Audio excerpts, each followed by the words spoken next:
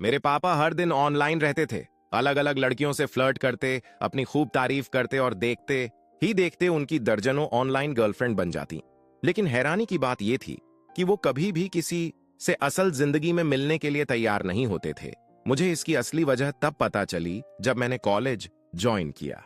तब जाकर मुझे मालूम हुआ कि पापा अपने सारे ऑनलाइन डेटिंग प्रोफाइल में मेरी तस्वीरें इस्तेमाल करते थे।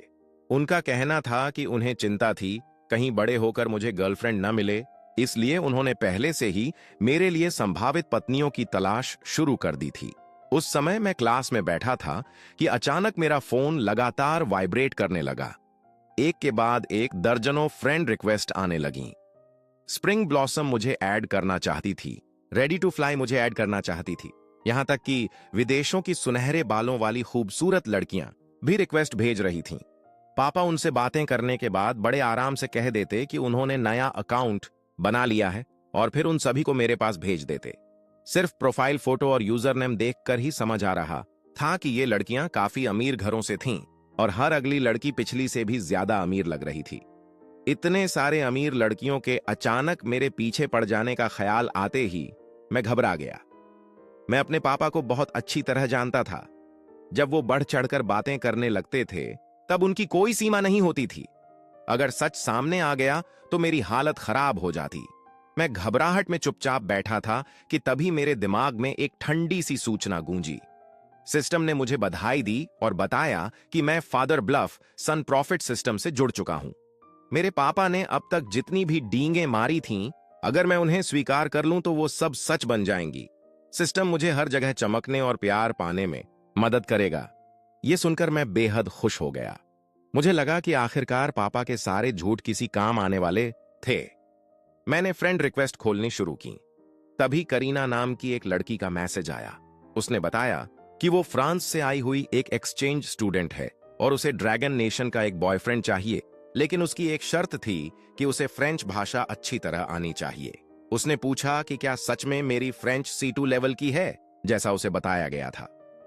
पापा ने उससे क्या क्या कहा होगा, यह सोचकर ही मुझे शर्म आने लगी। लेकिन अगले ही पल मुझे सिस्टम याद आया और मेरा आत्मविश्वास बढ़ गया। मैंने तुरंत जवाब दिया कि हां, मेरी फ्रेंच सच में C2 लेवल की है। जैसे ही मैंने ये कहा, सिस्टम की आवाज फिर सुनाई दी।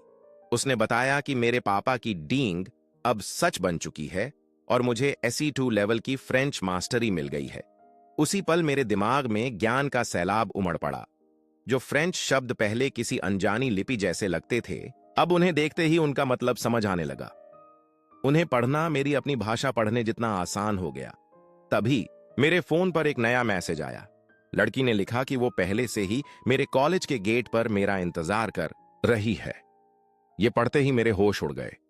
मैं सोचने लगा कि अब क्या करूं। स्प्रिंग ब्लॉसम सीधे मेरे कॉलेज कैसे पहुंच गई? क्या पापा ने उसे मेरा कॉलेज भी बता दिया था? ये सब तो सिर्फ ऑनलाइन होना था। असल जिंदगी में मिलने की बात कब हुई थी? उधर वो लगातार मैसेज भेज रही थी और पूछ रही थी कि मैं जवाब क्यों नहीं दे रहा और क्या अब उससे मिलना नहीं चाहता। मैंने फोन की तरफ देखा और बेबस होकर एक लंबी सांस ली। फिर उसे जवाब दिया कि मैं अभी क्लास में हूं और इस समय मिलना मुश्किल है। बस एक और क्लास बाकी है, उसके बाद मैं उससे मिलने आ जाऊंगा। उसी समय मेरे बगल में बैठे लड़के ने मुझे हल्का सा धक्का दिया और बताया कि टीचर मुझे बुला रही हैं। प्रोफेसर ने बोर्ड पर लिखे विदेशी टेक्स्ट का अनुवाद करने को कहा। मैं पूरे आत्मविश्वास के साथ खड़ा हुआ और कहा कि मैं कर सकता हूं। फिर बोर्ड के पास जाकर चौक उठाई और बिल्कुल सही जवाब लिख दिया। मेरी परफेक्ट ग्रामर और टेंस देखकर टीचर भी हैरान रह गई। क्लास में फुसफुसाहट शुरू हो गई। कुछ छात्रों को यकीन ही नहीं हो रहा था कि मैंने सही जवाब दिया है, लेकिन सबसे ज्यादा हैरान खुद फ्रेंच प्रोफेसर थीं। ये उनका अचानक पूछा गया सवाल था और मैंने उसका हर हिस्सा बिल्कुल सही हल कर दिया था।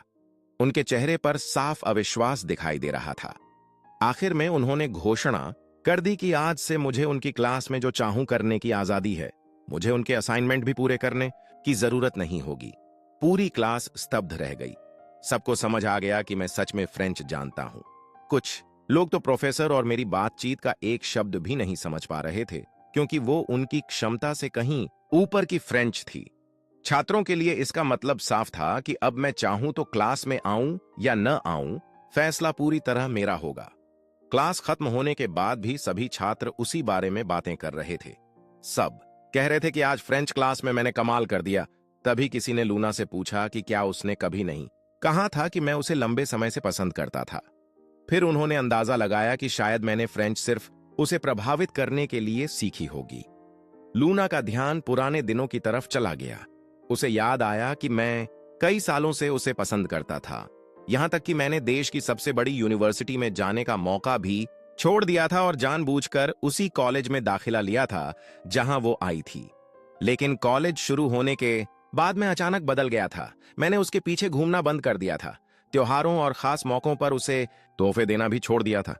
उसे लगा था कि शायद मैंने आखिरकार हार मान ली है। लूना ने बेपरवाही से कहा कि मैं सिर्फ दिखावा कर रहा हूं। उसके मुताबिक मैंने जानबूझकर फ्रेंच में इतना अच्छा प्रदर्शन किया ताकि उसका ध्यान अपनी तरफ खींच सकूं। चलते चलते उसने कहा कि बाद में मुझे मैसेज करके सब साफ कर देगी और मुझे ऐसी बेवकूफियां बंद कर देनी चाहिए। उधर मैं किसी गाड़ी का इंतजार कर रहा था। तभी कुछ लोगों ने मुझे देखकर कहा कि ये तो वही फ्रेंच का जीनियस है और लगता है उसे कहीं जल्दी जाना है।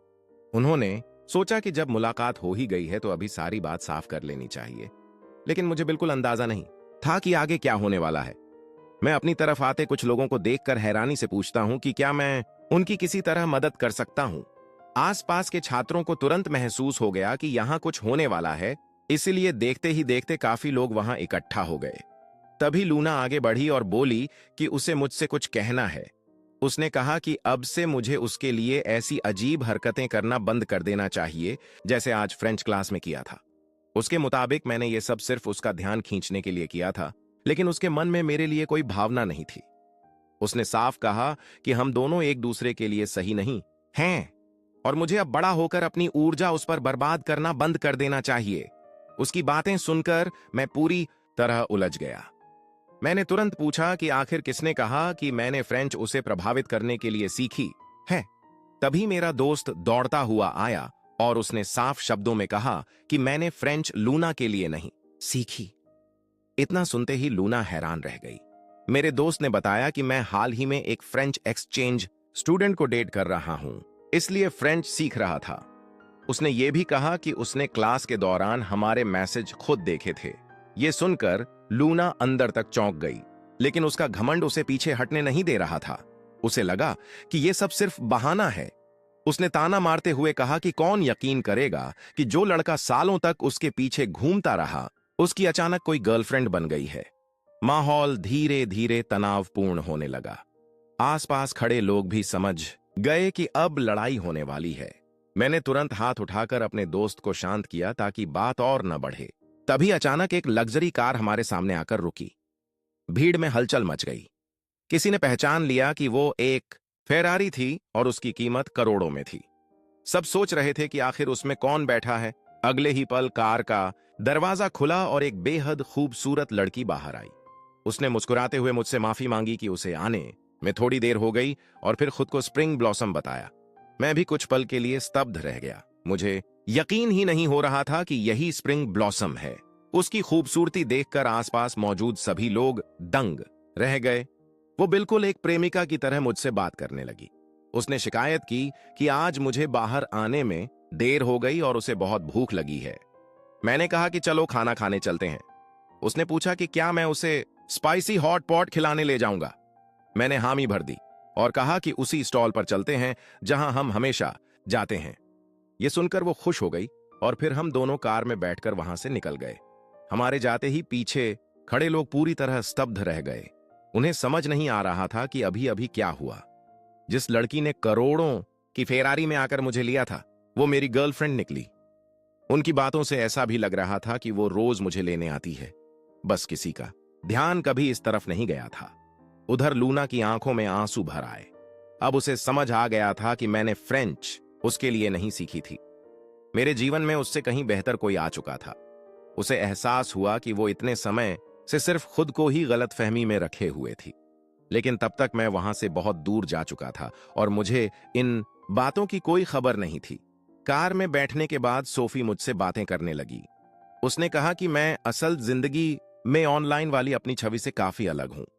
ऑनलाइन मैं बहुत बातूनी था, लेकिन आमने सामने मिलते ही शर्मीला हो गया था। उसकी बात सुनकर मैं असहज हो गया। सच तो यह था कि मैं खूबसूरत लड़कियों के सामने हमेशा घबरा जाता था और ठीक से बात नहीं कर पाता था। ऊपर से सबसे बड़ी समस्या यह थी कि अब तक उससे ऑनलाइन बातें मैं नहीं बल्कि मेरे पापा कर रहे थे। मैंने बात बदलते हुए कहा कि वो भी अपने ऑनलाइन प्रोफाइल जैसी नहीं लगती। उसने हंसकर पूछा कि क्या मैं उसके यूजर नेम और तस्वीर की बात कर रहा हूं। फिर उसने बताया कि आजकल लोगों को सरप्राइज देना एक ट्रेंड बन गया है। इसके बाद उसने कहा कि वो कुछ देर से दूर खड़ी होकर सब देख रही थी। उसे साफ दिखाई दे रहा था कि मैं लूना से पीछा छुड़ाना चाहता था, इसलिए उसने मेरी मदद करने के लिए पूरा नाटक किया था। फिर उसने कहा कि अब जबकि उसने मेरी मदद की है, मेरी बारी है उसकी मदद करने की। इसके बाद उसने अपना परिचय दिया। उसने बताया कि उसका नाम सोफी है, उसकी उम्र 24 साल है और फिलहाल वो अपने पिता की कंपनी शेन वेंचर्स में काम करती है। ये नाम सुनते ही मैं अंदर तक हिल गया। शेन वेंचर्स दुनिया की सबसे बड़ी निवेश कंपनियों में से एक थी और सोफी इतिहास की सबसे युवा अरबपति सीईओ मानी जाती थी। अब मुझे समझ आ गया कि वो सचमुच एक बेहद अमीर और प्रभावशाली परिवार से आती है। मैंने अपना परिचय देते हुए बताया कि मेरा नाम ईथन है, मेरी उम्र 20 साल है और मैं कोस्टल यूनिवर्सिटी में पढ़ता हूं।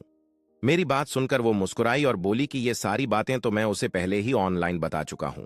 फिर उसने बिना समय गंवाए अपनी असली समस्या बताई। उसने कहा कि उसका परिवार लगातार उस पर शादी का दबाव डाल रहा है, जबकि वो अभी डेटिंग तक नहीं करना चाहती थी।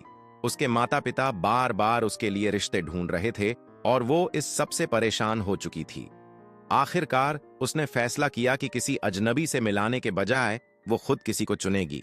ऑनलाइन हमारी अच्छी बातचीत हुई थी, इसलिए वो चाहती थी कि मैं उसका नकली बॉयफ्रेंड बन जाऊं और उसके परिवार को संभालने में मदद करूं। उसने भरोसा दिलाया कि काम पूरा होने के बाद मैं जो चाहूं मांग सकता हूं। पैसों की कोई कमी नहीं थी। मेरी झिझक देखकर उसने ये भी कहा कि जरूरत पड़ने पर वो मुझे एक शानदार नौकरी भी दिला सकती है। मैंने थोड़ी देर सोचने के बाद उसकी बात मान ली। मैंने कहा कि मैं कोशिश करूंगा, लेकिन अगर कहीं मेरा भेद खुल गया तो उसकी जिम्मेदारी मेरी नहीं होगी। मेरी बात सुनकर वो और भी खुश हो गई। उसने कहा कि मुझे बस उसके माता पिता से उसी तरह बात करनी है जैसे मैं उससे ऑनलाइन बात करता था। उसके माता पिता बॉयफ्रेंड चाहते थे, इसलिए वो उन्हें ऐसा बॉयफ्रेंड दिखाने वाली थी जो सबसे बढ़ चढ़कर बातें करता हो। उसकी बात सुनकर मुझे तुरंत याद आया कि ऑनलाइन बातें तो मेरे पापा करते थे, इसलिए मैंने सोचा कि पुराने मैसेज पढ़कर देखना पड़ेगा कि आखिर क्या क्या कहा गया था। लेकिन सोफी ने कहा कि इसकी जरूरत नहीं है, वो खुद मुझे याद दिला देती है। उसने पूछा कि क्या मैंने उसे पहले नहीं बताया था कि मैं भविष्य में आने वाले सबसे बड़े इंडस्ट्री ट्रेंड्स का पहले से अंदाजा लगा सकता हूं। आखिरकार ये मेरे पापा की किसी डींग से जुड़ी बात थी, इसलिए मैंने बिना हिचकिचाए उसकी पुष्टि कर दी। मैंने कहा कि हां, मैं अगले बड़े ट्रेंड का अंदाजा लगा सकता हूं। जैसे ही मैंने ये कहा, सिस्टम की आवाज फिर गूंज उठी। उसने मुझे फॉर्च्यून आई नाम की क्षमता दे दी, जिसकी मदद से मैं भविष्य के सफल उद्योगों को पहले ही पहचान सकता था और सही समय पर निवेश करके भारी मुनाफा कमा सकता था। सोफी ने मेरी तरफ उत्सुकता से देखा और कहा कि जब हम उसके घर पहुंचेंगे तो मुझे उसके माता पिता से निवेश के बारे में भी बात करनी होगी। फिर उसे अचानक एक और बात याद आई। उसने कहा कि मैंने कभी उसे यह भी बताया था कि मैं किसी भी एंटीक या खजाने को देखते ही असली और नकली में फर्क बता सकता हूं। यह सुनकर मेरे मन में अजीब भावनाएं उठने लगीं। मुझे यकीन नहीं हो रहा था कि पापा ने आखिर कितनी बढ़ चढ़कर बातें की थीं। लेकिन अब पीछे हटने का सवाल नहीं था। मैंने फिर से उसकी बात की पुष्टि कर दी और कहा कि हां, मैं एक नजर में असली और नकली पहचान सकता हूं। तुरंत सिस्टम की आवाज फिर सुनाई दी। इस बार मुझे अप्रेजर आई नाम की क्षमता मिल गई, जिससे मैं किसी भी एंटीक या खजाने की असलियत देख सकता था। सूचना खत्म होते ही मेरे पास एक और नई शक्ति आ चुकी थी। सोफी ने बताया कि उसके पिता को पुरानी पेंटिंग्स और सुलेख इकट्ठा करने का बहुत शौक है, इसलिए मेरी ये क्षमता उनके सामने काफी काम आएगी। उसी समय उसने मन ही मन सोचा कि उसने ऐसे बहुत से लोगों को देखा है जो हर विषय में खुद को विशेषज्ञ बताते हैं, लेकिन असल में उनके पास कुछ नहीं होता। वो बेसब्री से इंतजार कर रही थी कि घर पहुंचने के बाद मैं निवेश और एंटीक चीजों पर उसके पिता के सामने कैसी बड़ी बड़ी बातें करूंगा और तब उसके माता पिता के चेहरे देखने लायक होंगे। कुछ देर बाद हम एक आलीशान हवेली के सामने पहुंचे और कार पार्क कर दी। जैसे ही सोफी बाहर निकली, उसकी नजर गेट के पास खड़ी एक दूसरी लग्जरी स्पोर्ट्स कार पर पड़ी। उसे देखते ही उसके चेहरे का भाव बदल गया। बिना कुछ कहे वह मुझे अंदर ले गई। ड्राइंग रूम में पहले से कई सजे धजे और प्रभावशाली लोग बैठे हुए थे। हमें देखते ही एक महिला तुरंत खड़ी हो गई। उसने सोफी का स्वागत किया और फिर मेरी तरफ देखकर पूछा कि मैं कौन हूं। सोफी ने बिना झिझक कहा कि मैं उसका बॉयफ्रेंड हूं। उसकी बात सुनते ही कमरे में मौजूद सभी लोग कुछ पल के लिए जम गए। सोफे पर बैठा एक तेज तर्रार दिखने वाला युवक हैरानी से पूछ बैठा कि आखिर सोफी का बॉयफ्रेंड कब से हो गया और उसे इसकी खबर क्यों नहीं थी। सोफी ने तुरंत उसे टोकते हुए कहा कि उसे सिर्फ उसके माता पिता ही उस खास नाम से बुला सकते हैं, कोई और नहीं। युवक थोड़ा असहज हो गया और सफाई देने लगा। तभी सोफी की मां ने कहा कि जब उन्हें पता चला कि सोफी अपने बॉयफ्रेंड को घर ला रही है तो ये उनके लिए बहुत बड़ी बात थी। फिर उन्होंने मेरी तरफ देखकर मेरा नाम पूछा। मैंने विनम्रता से अपना परिचय दिया और बताया कि मेरा नाम ईथन है, मेरी उम्र 20 साल है और मैं कोस्टल यूनिवर्सिटी में एक्वाकल्चर की पढ़ाई करता हूं। इतना सुनते ही उस युवक ने मुस्कुराकर ताना मारा कि उनके बटलर का बेटा भी यही पढ़ा था और अब बाजार में सीफूड बेचता है। मैं उसका इशारा समझ गया, लेकिन मैंने सिर्फ शांत मुस्कान के साथ जवाब दिया।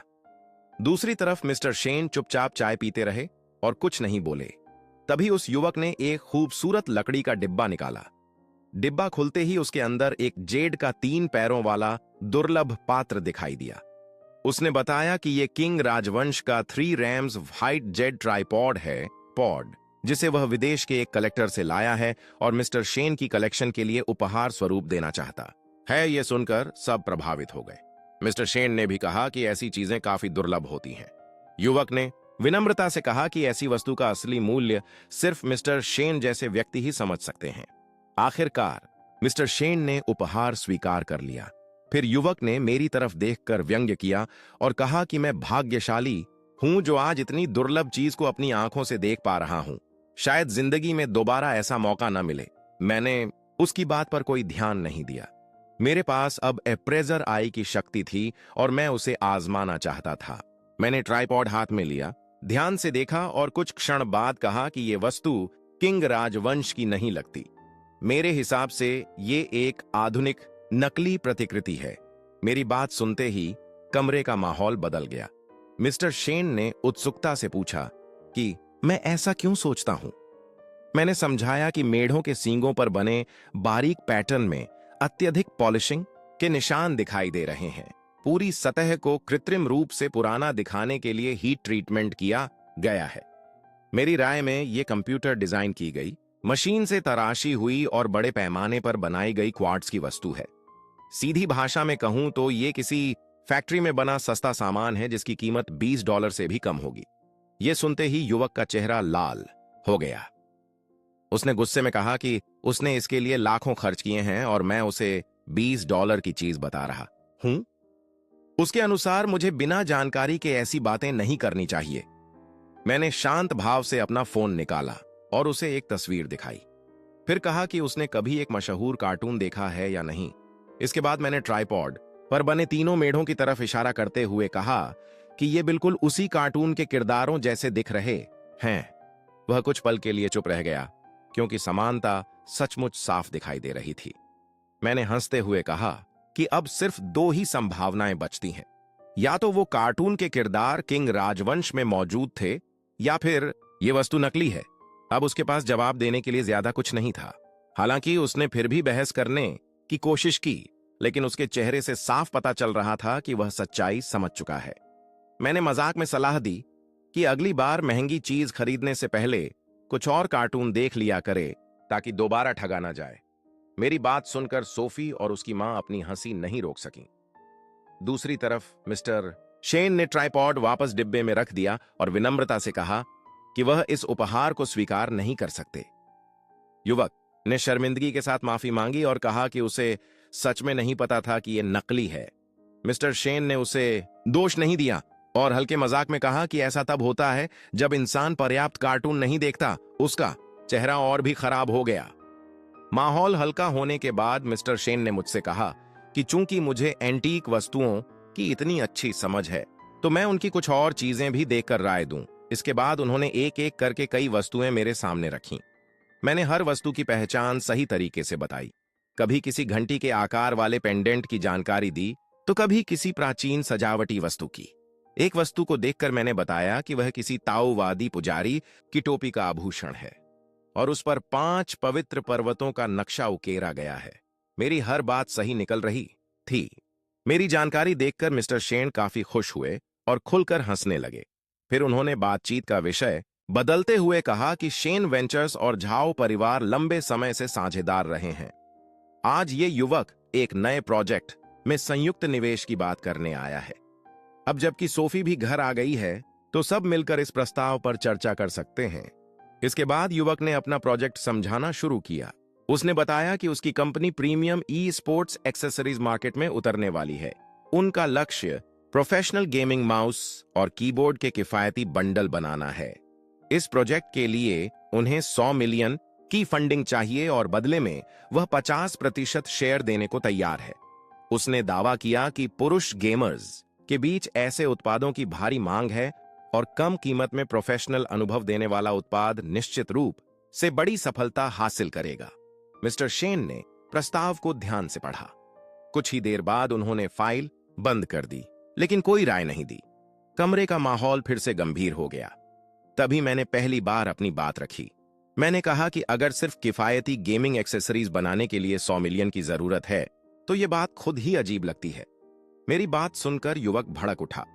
उसने अपने अनुभव और शिक्षा का हवाला देते हुए कहा कि वह एक प्रतिष्ठित यूनिवर्सिटी से इलेक्ट्रिकल इंजीनियरिंग की डिग्री ले चुका है और पिछले 2 सालों से इसी उद्योग में काम कर रहा है।